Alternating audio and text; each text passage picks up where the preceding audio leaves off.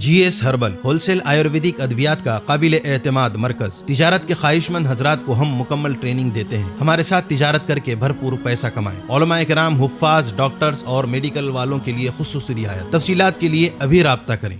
تحفظ دین کا کاروبار روا دوا روا دوا روا دوا روا دوا روا دوا تحفظ دین کا کاروبار روا دوا علماء کا ساتھ دو، آؤ سب کے سب یہاں، علماء کا ساتھ دو، آؤ سب کے سب یہاں۔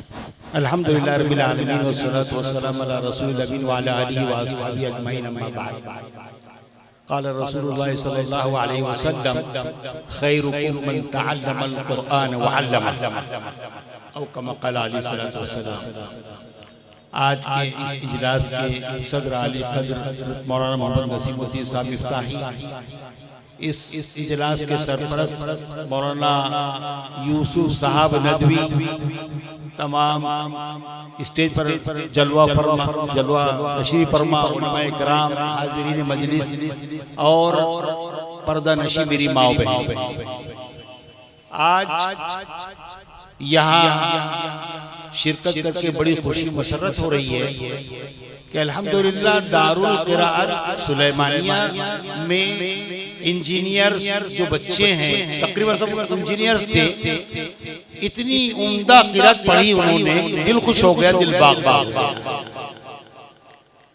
ہمارے کاشف العلوم میں شعبہ عصری ہے اور وہاں پر الحمدللہ 55 بچوں نے حفظ قرآن مکمل کیا۔ چند ماہ پہلے ایک عارف کالونی کے بچے نے جو شعبہ عصری میں حفظ کیا تھا، وہ امریکہ سے آیا۔ انہوں نے کہا کہ میں الحمدللہ انجینئر بن کے امریکہ کی بڑی کمپنی میں میں جاب کر رہا ہوں اور رمضان المبارک میں تراویح قرآن سناتا ہوں۔ ماشاءاللہ انجینئر ہے اور امریکہ میں تراویح قرآن بھی سناتے ہیں، بڑی بڑی اچھی بات ہے۔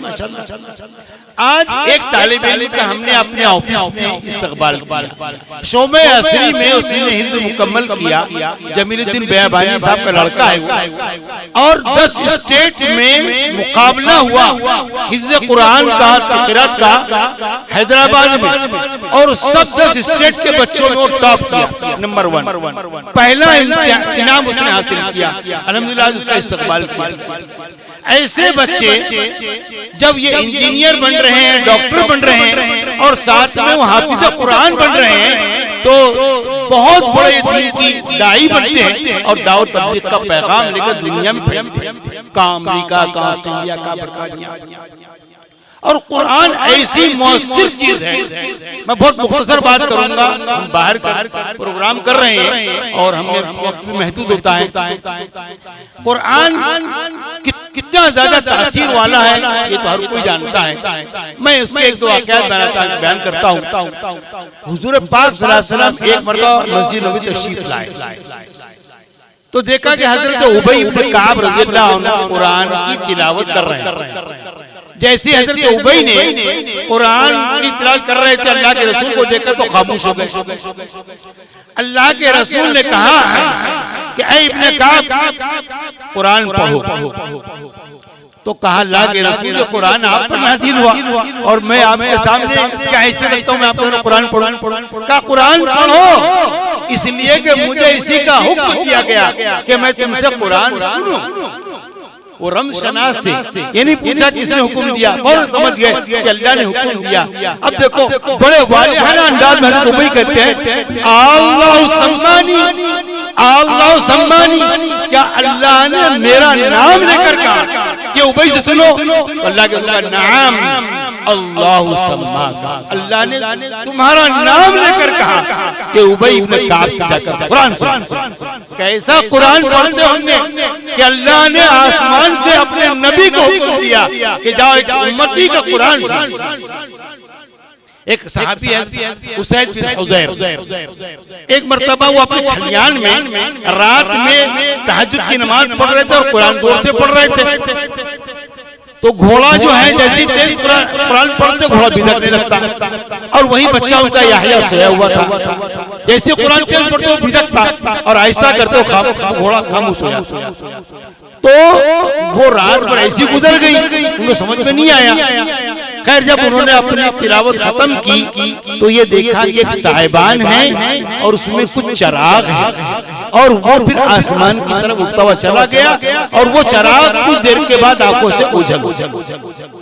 انہیں کچھ سمجھ میں نہیں آئے کہ یہ کیا ماجرا ہے. صبح اللہ کے رسول صلی اللہ علیہ وسلم کے پاس تشریف لائے اور کہا اللہ کے رسول رات ایسا ایسا واقعہ پیش آیا, اور آخر میں جب تلاوت ختم کیا تو دیکھا کہ صاحبان میں چند چراغ ہے اور وہ آسمان کی طرف اٹھتا چلا گیا, اور یہاں تک کہ آنکھوں سے اوجھل ہو.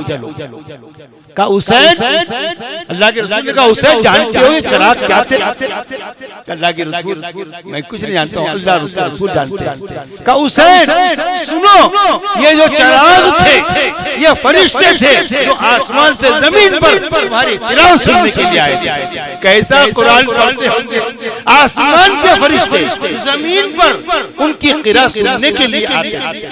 کیسا قرآن پڑھتے. میں آپ کو واقعہ جمال عبد الناصر کو سناتا ہوں کہ مصر کے سابق صدر جمال عبد الناصر ایک مرتبہ وہ روس گئے. اب روس اس وقت زمانے میں سپر پاور تھا, وہاں پر وہ دورے پر گئے تو سارے جتنے معاہدے تھے وہ سب ہو گئے. تو جو وقت مختص تھا اس کے اندر انہوں نے اپنا کمیونزم پیش کیا کہ کمیونسٹ کو تو قبول کر لو, سائنس کی ترقی ہوگی, مصر کو جو جدید ٹیکنالوجی ہے اس سے روشناس کرایا جائے گا. انہوں نے اسلام کے بارے میں کچھ کہنے کی کوشش کی لیکن وہ مطمئن نہیں کر سکتے. خیر ختم ہو گیا. 2 سال کے بعد جمال عبد الناصر کا پھر دورہ روس کا ہوا. اب جب آنے لگے تو انہوں نے قاری عبد الباسط صاحب, مشہور قاری, قاری عبد الباسط کو سنا ہوگا نا, مشہور قاری مصر کے, انہوں نے قاری عبد الباسط کو خط لکھا کہ میں روس کو دورے پر جا رہا ہوں اور تمہیں میرے ساتھ چلنا ہے. تو قاری عبد الباسط سوچے کہ یہ تو مذہب بیدار, دین بیدار, بلکہ خدا بیدار, میرے کو کہیں کو لے جا رہے ہیں. لیکن اب صدر کا حکم تھا, جمال عبد الناصر کا چلے گئے. سارے ایگریمنٹس وغیرہ ہو گئے تو انہوں نے کھڑے ہو کر ایوان میں کہا کہ دیکھو یہ میرے ساتھی ہے, یہ کچھ پڑھیں گے, تم ان کو سنو. قاری عبد الباسط نے کہا سناؤ قرآن سناؤ. اب قاری عبد الباسط یہ ہوتا تھا کہ کان کو ہاتھ لگاتے تھے اور آنکھ بند کر کے پڑھتے تھے. انہوں نے سورہ طٰہٰ کی یہ 2 رکوع, ابتدائی 2 رکوع پڑھ دی, اور جب آنکھ کھولا 2 رکوع پڑھنے کے بعد تو دیکھا ایوان کے اندر سب رو رہے ہیں, جتنے شوروں کا سب رو رہے ہیں. جمال عبد الناصر آئے اور ان سے پوچھا کہ جو میرے ساتھی پڑھ رہے تھے کیا تم اس کا مفہوم سمجھ رہے تھے کیا؟ کہا نہیں, ایک لفظ کے بھی پلے پڑا, کچھ نہیں سمجھے, تم تو سب رو رہے ہو.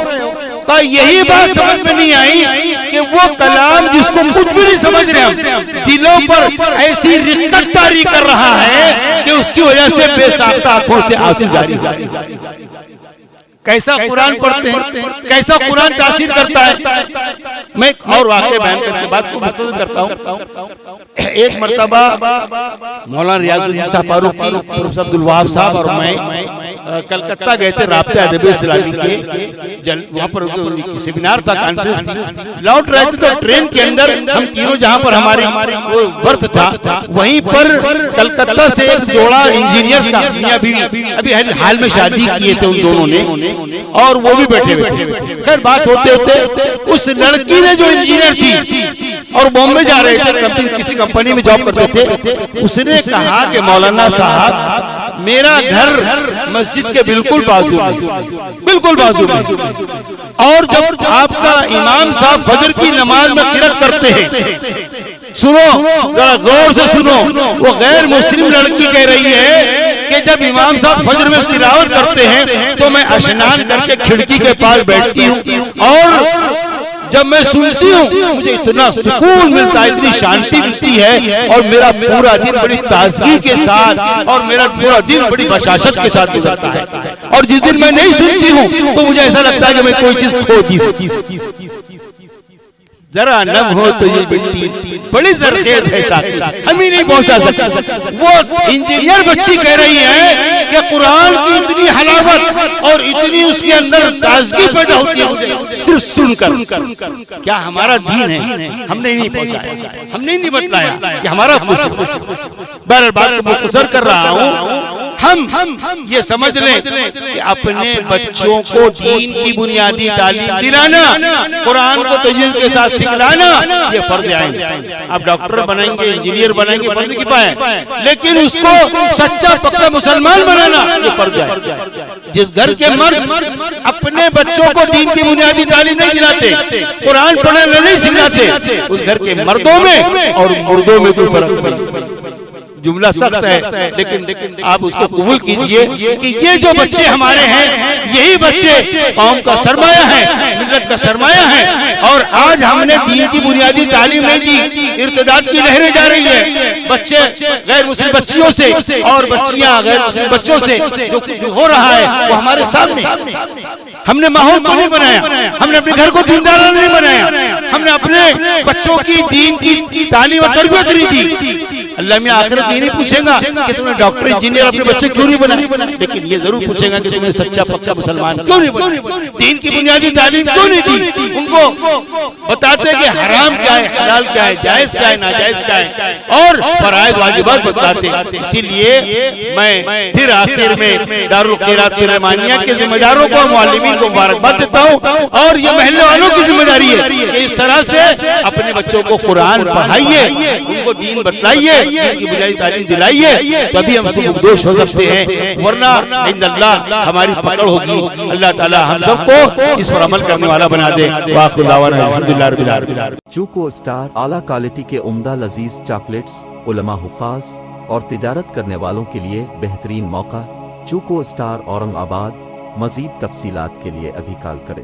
مدارس اور مکاتب والوں کے لیے خوشخبری. مفتی عربین ڈریس, عربی جبہ, شایا, توب اور صدری. حافظ عالم فاضل مفتی بن کر فارغ ہونے والوں اور مکتب کے بچوں کے لیے ایک نایاب تحفہ. سالانہ پروگرام میں انعامات دینے کے لیے ایک انوکھی چیز. انڈیا میں کہیں بھی حاصل کرنے کے لیے ابھی کال کریں. مفتی عربین ڈریس, ابراہیم پورہ, بھوپال, انڈیا.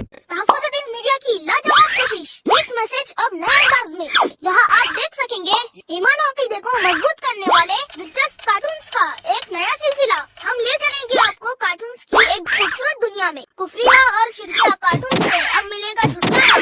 اب ہوں گے اور بھی دلچسپ اور مزیدار سلسلے. ہم کے بعد خوبصورت نظمیں, دلچسپ واقعات, دعائیں اور بہت